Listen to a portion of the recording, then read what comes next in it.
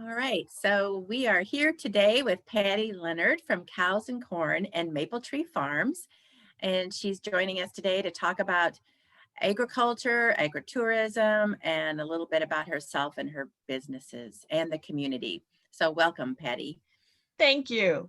The- What I'd like to start with is you have quite a story. You've been here a long time and you've done quite a few things and evolved. So perhaps you could just go back to the very beginning, very briefly explain where you were and where you are today. Yes, it seems in a blink of an eye, it's been over 20 years that we started Cows and Corn. And Cows and Corn was just born from teachers asking my kids if they could come to the farm once they found out that they were on a farm. So yeah, when my kids were little, they went to school, the teachers found out that they lived on a dairy farm and they said, "Can we come visit the farm?" And from that, we said, oh, maybe there's an opportunity here. And we started hosting school tours. We focused on agriculture education. And then it made sense to open on the weekends with a few more fun activities, again, focusing for them to meet a cow, for them to drive by the dairy cows that are producing their milk, to see the big tractors. They learned how to make butter. They got to smell, they got to walk through a cornfield.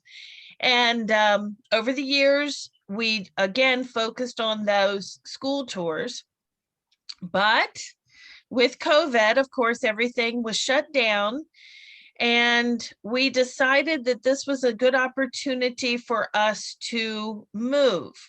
3 years ago, we did sell our dairy herd due to the dairy economics. And we wanted to commit more to Agri-Tainment. So we moved all our fun activities to our farm in Warrington. We call it Maple Tree Farm. It's the farm where I grew up. My grandparents purchased in 1961.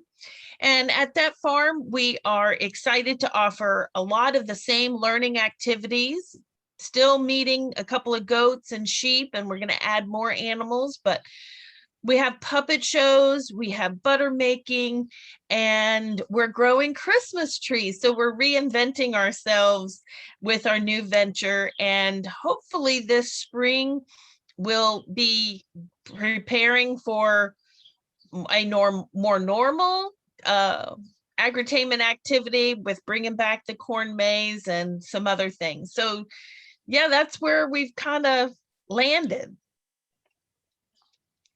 Very interesting. So you've been very adaptive along with most people here in Fauquier County. Yes, that has been a necessity to reinvent yourself. So agri-tainment, that's a new term. I hear agritourism, but agri-tainment sounds, I like the sound of that. Could you explain a little bit about how you kind of came up with that term and maybe how do you see the value of that in this community from a cultural and economic standpoint? So agri-tainment is just that. It's entertaining folks with the resources that you have on the farm. Do you know one of our most popular things on the farm for kids to do is to crawl on the straw bales that we set up in a maze? So it's just using the resources that we already have, the knowledge. People are fascinated to learn about a cow. They're fascinated to shake some cream and it actually turn into butter. So it becomes a learning activity, but it also is an entertainment. And it's just using the resources of agriculture to share that with the community. So it's something that surprisingly is nationwide. We go to several conventions each year of farmers all across the country that are doing agritourism or agri-tainment in addition to their production agriculture, whether they're growing apples or whether they're growing corn or Christmas trees. There's this element of learning and entertainment. Well received, I can only imagine. Yeah. So, uh, how are you going to define success? You're sort of on a new path down here. So do you have a vision of how you know you'll be successful? Sustainability. If we can keep going, I think that will be our success. Um, we have we have maintained for the last 20 years, but and we have tried to add things and enhance things. And for example, to broaden our appeal to a different audience, we took the old farm structures and the atmosphere at night of the farm and turned it into a haunted farm. Then, so that was a whole nother set of people that was visiting the farm. And believe it or not, we could have some really great conversations about agriculture while people were waiting in line to get scared. Then we took it another and said there's another audience, and so we took out on the haunted trail, we took out all the creepy stuff, and then we filled it with Christmas lights. And for our Christmas light walkthrough at Maple Tree, once again, folks were walking around the barns of the farm. We had the small animals, we had the puppet shows, but we had another opportunity to again introduce people to the farm. And when we are out of this COVID, we have even more ideas for us to come together, and while they're on the farm looking at the pretty Christmas lights and learning about Christmas trees, they're also going to learn about agriculture and other things. So success for us is going to be able to sustain ourselves, to stay in the community for the long haul. While you're talking, you look so very excited about what you're doing. And I do. Yes. So what keeps you going? What keeps you going? It's just so rewarding. It's just so rewarding when little kids come out, or even adults, when our guests come out and the parents are leaving and the little kids are crying because they don't want to leave. We are thrilled because we have delivered. We have given them an experience that is something that they might not never get again, or they can only get at our location. And so that in itself is so rewarding, to share the story of agriculture. And we get to have so many conversations. And with being in the Northern Virginia area, the diverse group of visitors that we have just opens us up to wonderful conversations. I can hardly wait for you to open again, so I'll bring my grandchildren for sure. Yes. All 7 of them.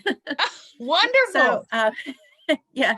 So I would like to broaden this picture and take it up, take a few steps up and talk about agriculture in Fauquier County. So you and I had an earlier conversation that was really very fascinating about the viability, the economic sustainability of agriculture. Would you mind sharing a few of your thoughts about that? Sure. One of the things that, again, we were talking about, and I feel very strongly about, that if this past year hasn't taught us anything, is that we do want to preserve agriculture in our communities so that it can rise to the occasion, just like it did this past year. And you mentioned it, when folks couldn't find meat in the store, they went to their local farmer. When they're going for local eggs, they're turning to their farmer for the resources. And it's more important than ever that we preserve the resources.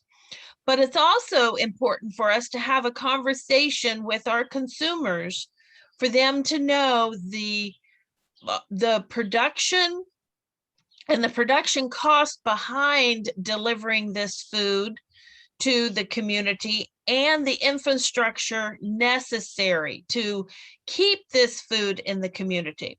I think we were my example I was telling you about was the eggs. We see farmers that have eggs for $5 a dozen or $3 a dozen, or you can go to Walmart for $1 a dozen, sometimes on special. The eggs are the same basically, but why is that $5 egg or $5 a dozen egg? Because the cost of production for that farmer, for him to be able to deliver that egg, his cost of production is higher. So we as a community need to decide if we can support that product and that farmer so that there is eggs available. But there's also necessary to have the infrastructure like we were talking about in the meat. We've got to be able, now it's very difficult for a farmer to get his steer to the butcher because it's so, the pipeline is so full. But can we afford, is this community willing to add a processing facility so that there is community meat? So now is a time, I think, for preservation for agriculture and to look at what we have, what the infrastructure we have here that will support community agriculture to keep it so that it's available to us in good times and in bad times. Do you have any thoughts about what the community or policy could move that forward? I definitely think that more opportunity for sale. For example, our farmers, if they are, for them to be sustainable, they've got to make a living. And to make a living, sometimes they've got to overproduce. They've got to produce more than what maybe this community can consume. So if you're growing pumpkins, and if you can make more money if you if you grow 5 acres of pumpkins, but you're only going to sell 1 acre of pumpkins locally, how are you going to sell those other 4 acres of pumpkins?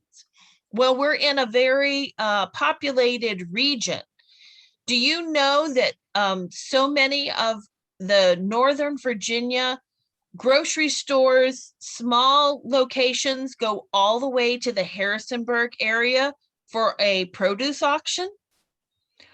What if that could be located closer to the Northern Virginia area, centered in an agriculture county as Fauquier, that could provide these extra groceries and an extra market to the Northern Virginia area? So that's just one idea.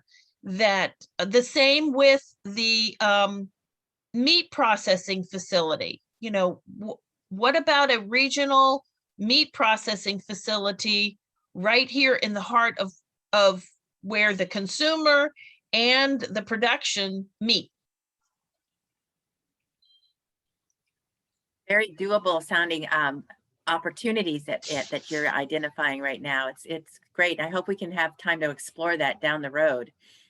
Can you think of somebody or something that kind of helped you be successful? Is there something that kind of strikes you as an opportunity or a person or that helped you be the success you are today? I always give credit back to my family first, starting with my grandparents and my parents, to my husband, in-laws, and children. So family first, but the other resource that is available to everybody was the 4-H program. I am a complete product of the 4-H program. I joined when I was 9 years old. I spent 10 years. It gave me an opportunity to travel. I was in the Dairy Club with the leadership of Eleanor Burton. I was in a cooking and craft club under the leadership of Eleanor Burton and Dorcas Pearson. And those ladies taught us how to cook and recycle, to decorate, and to just join together. I was in the Young Dominion under the leadership of Bernice Pearson, and we learned how to put our fears aside and get up on stage and sing and speak. So I credit the 4-H program of giving me so many opportunities that I call on every day when in my business. My kids did 4-H camp every year up there in Front Royal. That's a Yes. that's a good, yes. So what I like to wrap our conversation up with, perhaps if you could share a lesson to those listening today of your growth as a business person, a lesson learned in Don't 1 minute. don't give up. Our very first year that we opened Cows and Corn was 9/11. Nobody came to the corn maze. The very next year we opened up was the DC Sniper. Nobody came to the corn maze. The third year we opened up, Isabel came through and flattened the corn maze a week before we opened. And we had limited, the community was still rebuilding. So they weren't thinking about coming out that. So it was our fourth year before we were able to really hit the ground running. And so don't give up. Turn around, pick yourself up, and keep trying again. That's a perfect way to end our conversation today, Patty. Thank you. You're welcome.